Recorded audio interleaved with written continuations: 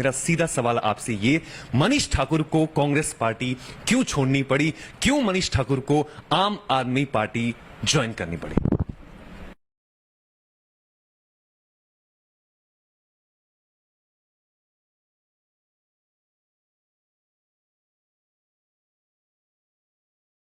आज जो पॉलिटिशियन, आज जो नेता हमारे साथ इस शो पर होंगे वो यंग है, एनर्जी से भरपूर है और ऐसा कहा जाता है, हमने ऐसा सुना है कि उनके साथ सबसे ज्यादा यूथ जुड़ा है। तो स्वागत करते हैं अपने शो पर मनीष ठाकुर जी का। बहुत बहुत स्वागत है आपका।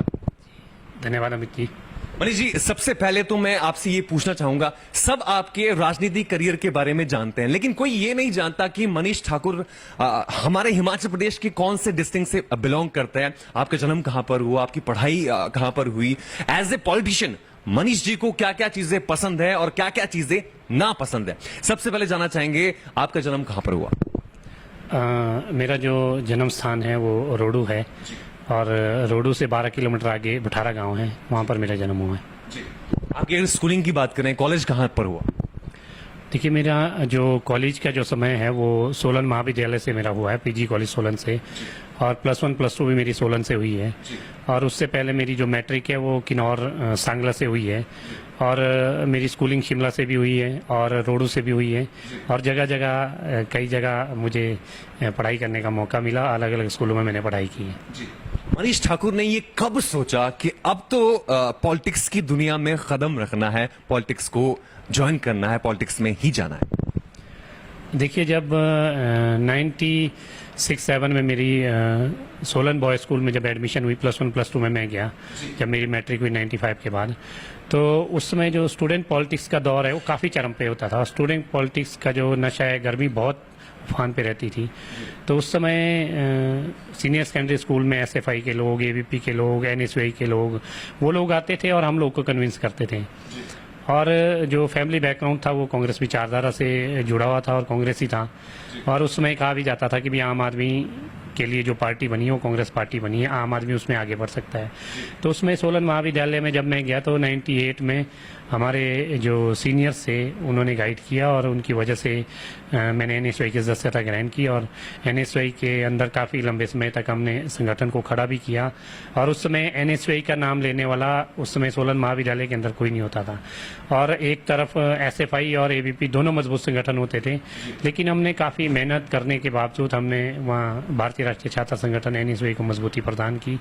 और उस समय हालांकि जो लड़ाई झगड़े जो हिमाचल प्रदेश विश्वविद्यालय में हुए और कई छात्रों का उसमें मर्डर भी हुआ, उसके बावजूद जो इलेक्शन होते थे कॉलेज में वो बंद हुए, और इलेक्शन की बहाली के लिए भी हमने कॉलेज समय में बहुत लड़ाई ली, और उसके बाद 2000 और 2001 में इलेक्शन बहाल हुए, तो उसके बाद हम छात्र पॉलिटिक्स में सक्रिय हुए, और बहुत सारे हमने संगठन को मजबूत करने के लिए बहुत सारे साथियों को खड़ा भी किया।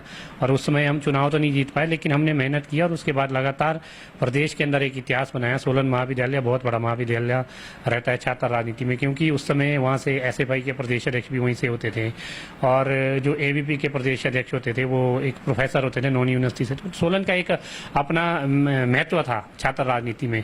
तो उस समय हम संघर्ष कर रहे थे, और लगातार 3 साल हमने वहाँ NSY को जिताया, और 23 वर्षों के बाद एक हमारे सिरमौर के साथी है विक्रम कंवर जी, 23 सालों के बाद वो अध्यक्ष बने, लेकिन उपाध्यक्ष, महासचिव और सचिव हम नहीं जीत पाए। लेकिन उसके बाद हमने लगातार 3 साल क्लीन स्वीप हमने NSY के पैनल को जिताया, और बहुत सारे युवा साथियों को छात्र राजनीति में हम आगे लेके आए और युवा राजनीति में आगे लेके आए। ये हमारा एक संघर्ष का दौर था। अगर मैं मनीष ठाकुर की बात करूं तो आपने कहा कि कांग्रेस पार्टी शुरुआत से ही, आपका फैमिली बैकग्राउंड भी कांग्रेस पार्टी की तरफ रहा है, तो आप जो है कांग्रेस पार्टी से कौन कौन से पदों पर रहे? छात्र राजनीति से शुरू किया, कैंपस का अध्यक्ष भी रहा, जिला का सचिव महासचिव भी रहा, प्रदेश का महासचिव भी रहा, और उसके बाद युवा कांग्रेस का प्रदेश का महासचिव रहा। फिर हमारे आंतरिक चुनाव हुए, इंटरनल इलेक्शन हुए, उसमें मैं लोकसभा का अध्यक्ष बना, फिर अच्छा काम किया तो राष्ट्रीय स्तर पर सचिव बना, महासचिव बना, और बहुत सारे राज्यों का प्रभार भी मिला, और बहुत सारी चीज़ें सीखने को भी मिली, और संगठन भी मजबूत किया। मनीष ठाकुर जी, आपका कांग्रेस के साथ बहुत लंबा एक करियर रहा है, बहुत लंबा साथ रहा है। अब आपके राजनीतिक करियर पर आना चाहेंगे। कहते हैं कि सब्र का जो फ्रूट यानी फल होता है वो बड़ा मीठा होता है।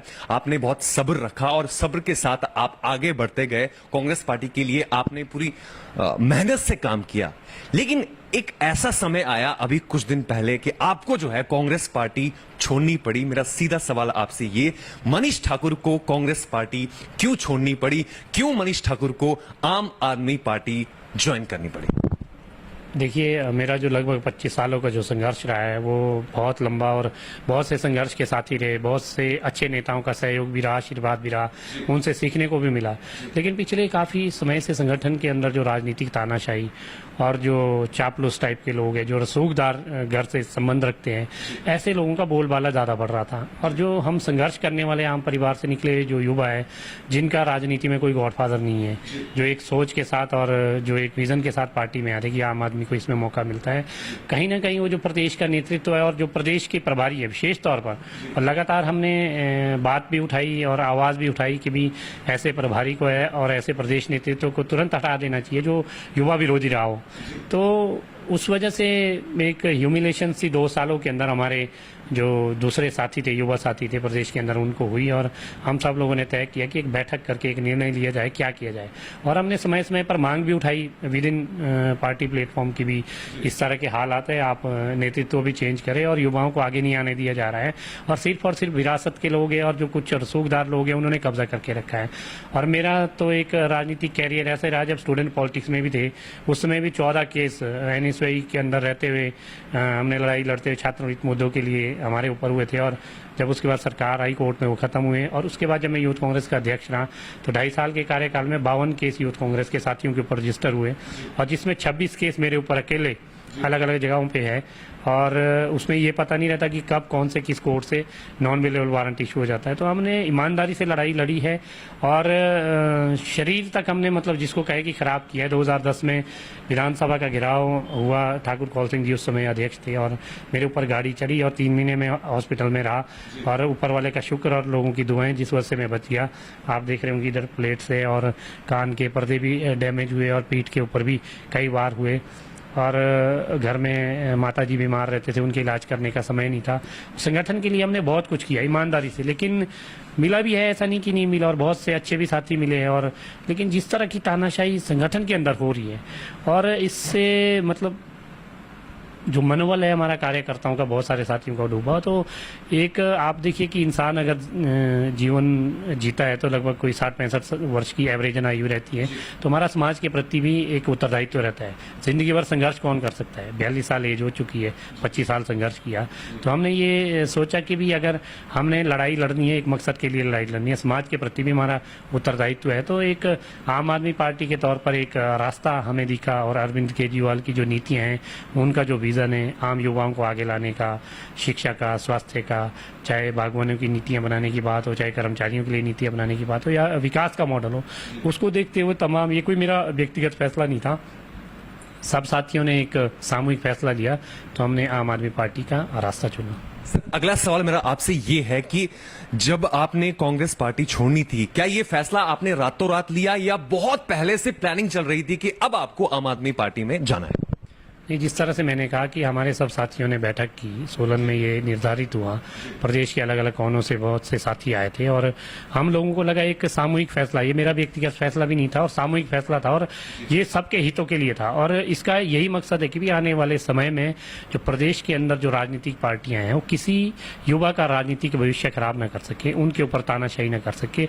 उस तानाशाही पर लगाम लगाने के लिए हमने ये रास्ता चुना और आम आदमी पार्टी में हम गए। और हमारा एक ही मकसद है कि दोनों राजनीतिक पार्टियां कितनी भी युवाओं का भविष्य खराब न करें और उनकी जो राजनीतिक तानाशाही है उसमें रसूखदार लोगों का जो कब्जा है, तो उसके खिलाफ हमारी लड़ाई है। और आम युवा आम आदमी पार्टी की ओर आ रहा है। आप देख रहे हैं कि डे बाई डे जो हमारा कुनबा है वो बढ़ता जा रहा है और आने वाले समय में देखेंगे कि बहुत सारे ऐसे युवा साथी हैं, अच्छे साथी है, जो अरविंद केजरीवाल जी की नीतियों से प्रभावित है और आने वाले समय में वो हमारे साथ खड़े होंगे। केजरीवाल साहब की कोई एक चीज जो आपको बहुत ज्यादा पसंद है, पॉजिटिव आप उसे कह सकते हैं, वो कौन सी है?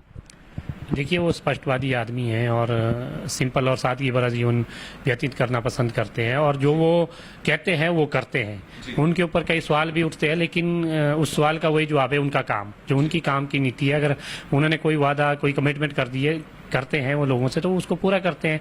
और जिस तरह से जब हमने ज्वाइनिंग की और उनसे जब हमने बातचीत की और बड़ी सादगी के साथ हमारे सब युवा साथियों के साथ एक एक के साथ उन्होंने इंटरेक्शन की और उनको सबसे बड़ी बात है मुद्दों की समझ। अगर उन्होंने हिमाचल प्रदेश के अंदर आगे आम आदमी पार्टी परिवार के कुनबे को बढ़ाना है तो उनको यहाँ के मुद्दे पता है। उन्होंने हमारे साथ चर्चा की कि प्रदेश के अंदर आपके टूरिज्म एक ऐसा सेक्टर है, अरविंद केजरीवाल जी ने खुद कहा कि उसमें हम लाखों लोगों को रोजगार दे सकते हैं। ये एक ऐसी चीज है जिससे हम रेवेन्यू भी जनरेट कर सकते हैं, विकास भी आगे कर सकते हैं। अच्छे स्कूल, अच्छी शिक्षा, वो तो एक मॉडल के तौर पर दिल्ली में आपको देखने को मिल ही रहा है। सर, आम आदमी पार्टी के बहुत बड़े नेता यानी दिल्ली के जो उप मुख्यमंत्री है सिसोदिया साहब का एक वीडियो सोशल मीडिया पर बहुत ज्यादा वायरल चल रहा है जिसमें कि वो ये कह रहे हैं कि भाजपा के तकरीबन 1000 कार्यकर्ता जो है वो आम आदमी पार्टी में ज्वाइन कर रहे हैं। ये कहां तक सच है?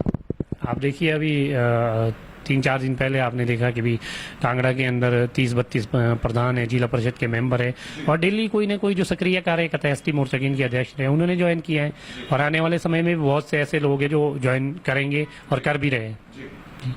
आम आदमी पार्टियां जो है पंजाब इलेक्शन के बाद जैसे ही जीती है बैक टू बैक हिमाचल में रैलियों पे रैलियां कर रही है। आने वाली कांगड़ा की रैली भी है, शिमला में रैली कब होनी है, उस रैलियों के बारे में बताएं। देखिए निश्चित तौर पर ये निर्णय लिया गया है कि पहले चारों लोकसभा के अंदर रैली और रोड शो होंगे और उसके बाद जिला स्तर पर होंगे।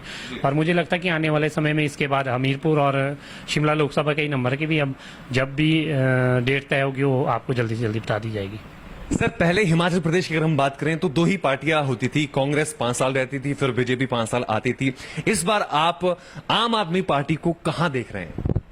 देखिए आम आदमी पार्टी तो आम लोग के दिल पे राज करने लगी है और आम लोगों ने जो झाड़ू है वो अपने दिल में बसा लिया है और एक विकल्प के तौर पर लोग आप डेली देख रहे हैं अलग अलग जगह में कि सारे लोगों में होड़ लगी है कि आम आदमी पार्टी की ओर जाना है। आम आदमी पार्टी ज्वाइन भी कर रहे हैं और हर विधानसभा में अलग अलग तरीके से अलग अलग स्तर पर मुद्दे भी आम आदमी पार्टी उठा रही है और उसमें देखिए आप लोगों की संख्या किस तरह से बढ़ रही है। और निश्चित तौर पर पहले 2 पार्टियां प्रदेश के अंदर रहती थी, एक की ऑप्शन दूसरी बनती थी, दूसरी की ऑप्शन पहले वाली बनती थी, लेकिन अब एक ऑप्शन के तौर पर, विकल्प के तौर पर, वो इसलिए नहीं कि भी तीसरी पार्टी आ गई, काम देख के कि दिल्ली का उन्होंने काम देखा है और जिस तरह से पंजाब में फैसले हो रहे उन फैसलों को देखते हुए आम आदमी पार्टी की और हिमाचल प्रदेश के लोगों का रुझान दिन प्रतिदिन बढ़ता जा रहा है। सर, अभी जो हाल ही में बीजेपी सरकार है इन्होंने भी मास्टर स्ट्रोक एक खेला है कि कुछ 150 यूनिट बिजली फ्री कर दी है, पानी का बिल गांव में माफ कर दिया है, लेडीज का जो है आधा किराया लगेगा। इसके लिए आप क्या कहेंगे? देखिए ये दिल्ली मॉडल की नकल करना चाह रहे हैं और ये आधी अधूरी नकल है। अगर इनको नकल करनी, वैसे तो इनको नकल करनी आती नहीं है। अगर देख के इन्होंने कि दिल्ली में किस तरह का मॉडल स्थापित हुआ तो वो पूरा करते। 300 यूनिट फ्री जो था वो करते, बसों में महिलाओं के लिए पूरी मुफ्त बस यात्रा करते, जो पानी का बिल है पूरा वो करते। गांव में आप देखिए कई जगह अभी लाइन ही नहीं बिछी है तो वहाँ पानी का बिल क्या आ जाएगा। ये तो इन्होंने फर्क भेदभाव कर दिया कि शहर में जो नगर निगम नगर परिषद में रहते हैं उनका बिल क्यों नहीं माफ किया। और बसों की जो बात कर रहे तो कई जगह तो बसों के रूट ही नहीं है, सरकारी बसों के रूट ही नहीं है। और बसों की HRTC की हालत तो आप देख रहे हैं कि प्रदेश का जो HRTC डिपार्टमेंट ने कितना घाटे में, 6 टायर की जो बस रहती है उसमें 5 टायर होते हैं, कभी ब्रेक डाउन हो जाता है, ब्रेक फेल हो जाता है। तो इस तरह की जो बातें हैं ये सिर्फ राजनीतिक ढकोसला है और चुनावी हथकंडे हैं, चुनावी जुमले हैं। और अरविंद केजरीवाल जी से ये डर चुके हैं, इसलिए अनाप शनाप ये घोषणाएं कर रही है। इसका कोई फर्क पड़ने वाला नहीं है, ये सिर्फ डर है आम आदमी पार्टी का और अरविंद केजरीवाल जी का। इसलिए बौखलाहट में जो प्रदेश की सरकार है इस तरह के फैसले ले रही है। मनीष जी, अगर मैं आपसे पूछूं हिमाचल प्रदेश की ऐसी कौन सी जगह है, अगर आपको आम आदमी पार्टी की तरफ से टिकट मिलता है तो आप कौन सी जगह से चुनाव लड़ना चाहेंगे? देखिए चुनाव लड़ना मकसद नहीं है मैंने पहले ही बता दिया कि हम चुनाव लड़ने के लिए यहाँ नहीं आए, व्यवस्था परिवर्तन के लिए और राजनीतिक तानाशाही के लिए। जिस दिन राजनीतिक तानाशाही खत्म हो जाएगी तो अच्छी व्यवस्था उसमें स्थापित हो जाएगी। और मेरा जन्म स्थान भले ही रोडू रहा हो, लेकिन मेरा जो कर्म स्थान है वो पोंटा है और पोंटा के लोगों ने बहुत सारा प्यार दिया है और पोंटा के लोगों की सेवा करते रहेंगे। समाज सेवा में रहने के लिए जरूरी नहीं चुनाव लड़ना है, लोगों की आप मदद वैसे भी कर सकते हैं। बाकी जो पार्टी का जो निर्णय रहेगा वो सर्वोपरि होगा। ऐसा हमने सुना है कि आपके साथ जो है सबसे ज्यादा यूथ जुड़ा है, तो पोंटा साहिब का जो यूथ है उनके लिए आपकी फ्यूचर प्लानिंग क्या है कि अगर आप मान लीजिए आपकी सरकार सत्ता में आती है, आप खुद जीत जाते हैं, तो आपकी फ्यूचर प्लानिंग क्या है पोंटा साहिब के यूथ को लेकर? देखिए सबसे पहले तो युवाओं को रोजगार चाहिए और आज का जो युवा है वो बेरोजगार है और नशे की ओर जा रहा है। नशे को हमने रोकना है और जो रोजगार के जो साधन है वो ज्यादा से ज्यादा उपलब्ध कराने हैं। और वैसे ही पांवटा साहिब जो औद्योगिक क्षेत्र है, यहाँ हमारे हजारों युवाओं को रोजगार मिल सकता है, लेकिन ठोस नीति बनाने की जरूरत है। जो यहाँ के जनप्रतिनिधि है उनको सोचने की जरूरत है और जो उद्योग है उद्योगपतियों के साथ बैठ के एक आपसी तालमेल से यहाँ के लोगों को अच्छी तरह से हम उसमें एडजस्ट कर सकते हैं, लेकिन वो कर नहीं रहे। तो उसके लिए हमारा यही रहेगा, जो पहली प्रायोरिटी है उनको रोजगार उपलब्ध कराना है। और रोजगार कई तरह से होता है, प्रत्यक्ष और अप्रत्यक्ष। आपके किसानी क्षेत्र में हो सकता है, बागवानी के क्षेत्र में हो सकता है, फ्लोरिकल्चर में हो सकता है, हॉर्टिकल्चर में हो सकता है, एग्रीकल्चर में हो सकता है, आपका इंडस्ट्री में हो सकता है, गवर्नमेंट सेक्टर में हो सकता है, स्पोर्ट्स सेक्टर में हो सकता है। उनके लिए मौके तलाशने होंगे और ये पहली प्रायोरिटी रहेगी, क्योंकि देखो रोजगार सबसे बड़ा धर्म है।